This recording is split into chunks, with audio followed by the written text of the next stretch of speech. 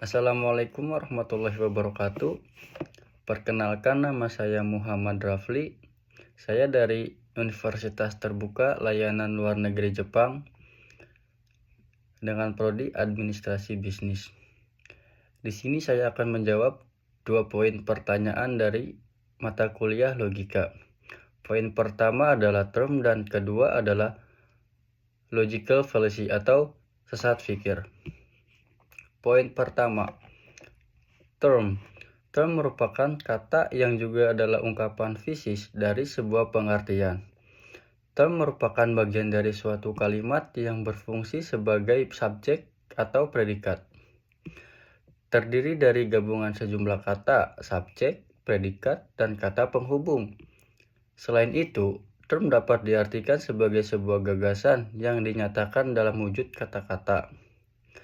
Ada 3 term yang akan saya jelaskan. Yang pertama adalah term singular. Term singular adalah istilah yang menunjukkan satu objek atau entitas tunggal, tidak lebih dari satu. Ini bisa berupa nama diri, kata ganti penunjuk, atau kombinasi keduanya dengan nama umum. Term singular dalam logika digunakan untuk mengidentifikasi, menunjukkan individu, barang, atau golongan tertentu. Contohnya, seperti Rafli. Rafli merupakan nama yang menunjukkan pada satu individu. Contoh kedua, ada orang itu, mengacu pada satu orang yang ditunjuk secara spesifik. Yang kedua, term partikuler.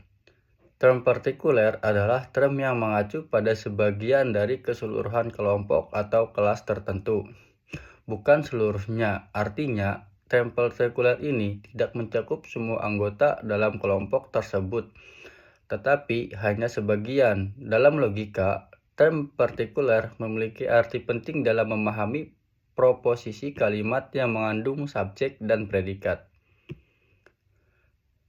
Dan silogisme bentuk penalaran deduktif. Contohnya, dalam proposisi, beberapa siswa adalah mahasiswa. Termnya adalah beberapa siswa, karena hanya mengacu pada sebagian dari keseluruhan siswa. Yang ketiga adalah term universal. Term universal adalah term kata atau frasa yang menyatakan tentang seluruh lingkungan atau kelas yang ia tunjuk tanpa ada pengecualian. Ini berarti term tersebut mencakup semua anggota dari kelas tersebut. Contohnya, jika kita mengatakan semua kucing adalah mamalia, maka termnya adalah semua kucing, karena mencakup setiap kucing tanpa terkecuali. Dan pernyataan tersebut benar jika semua kucing adalah memang mamalia. Poin kedua adalah sesat pikir atau logical fallacy. Sesat pikir atau logical fallacy adalah kesalahan dalam bentuk yang melibatkan penalaran yang tidak valid atau tidak logis. Bentuk-bentuk sesat pikir ini sering digunakan dalam argumen untuk mempengaruhi pendapat orang lain tanpa menggunakan logika yang benar. Ada beberapa contoh bentuk sesat pikir secara umum. Yang pertama, generalisasi yang tidak valid. Mengambil kesimpulan umum berdasarkan sedikit atau tidak ada bukti yang cukup. Contohnya, semua guru tidak adil karena saya pernah memiliki satu guru yang tidak adil. Yang kedua, serangan pribadi. Mengalihkan perhatian dari argumen dengan menyerang karakter atau sifat pribadi orang yang membuat argumen tersebut. Contohnya, tentu saja dia berpendapat seperti itu karena dia hanya seorang pemula. Yang ketiga, pemalsuan kausalitas. Mengasumsikan hubungan sebab akibat tanpa bukti yang cukup. Contohnya, setiap kali saya membawa payung, hujan selalu turun.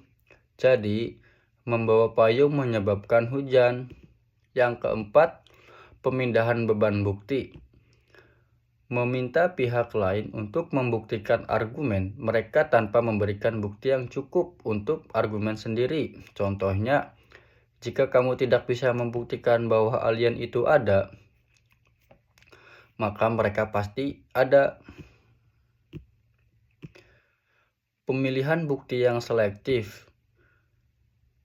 Memilih hanya bukti yang mendukung argumen, sementara mengabaikan bukti yang bertentangan. Contohnya, semua orang yang merokok hidup sampai usia tua. Jadi, merokok tidak berbahaya. Untuk menghindari sesat pikir atau logical fallacy dalam berpikir dan berargumen, ada beberapa langkah yang dapat diambil. Misalnya, kenali bentuk-bentuk sesat pikir. Mengetahui dan memahami berbagai bentuk sesat pikir akan membantu Anda mengenali dan menghindari sesat pikir atau berargumen. Periksa argumen secara kritis. Selalu evaluasi argumen Anda dengan kritis dan objektif. Tinjau bukti yang ada, logika yang digunakan, dan apakah argumen tersebut mengandung sesat pikir. Cari bukti yang kuat. Pastikan argumen Anda didukung oleh bukti yang kuat dan relevan. Hindari pemilihan bukti yang selektif dan pastikan bukti tersebut dapat diandalkan. Jaga emosi.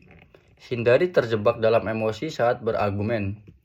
Emosi yang kuat dapat mengganggu pemikiran logis dan memicu penggunaan sesat pikir. Berpikir kritis. Latih kemampuan berpikir kritis dengan membaca, meneliti, dan berdiskusi dengan orang lain. Berpikir kritis akan membantu Anda mengenali dan menghindari sesat pikir. Sekian jawaban dari saya, kurang lebihnya mohon maaf. Wassalamualaikum warahmatullahi wabarakatuh.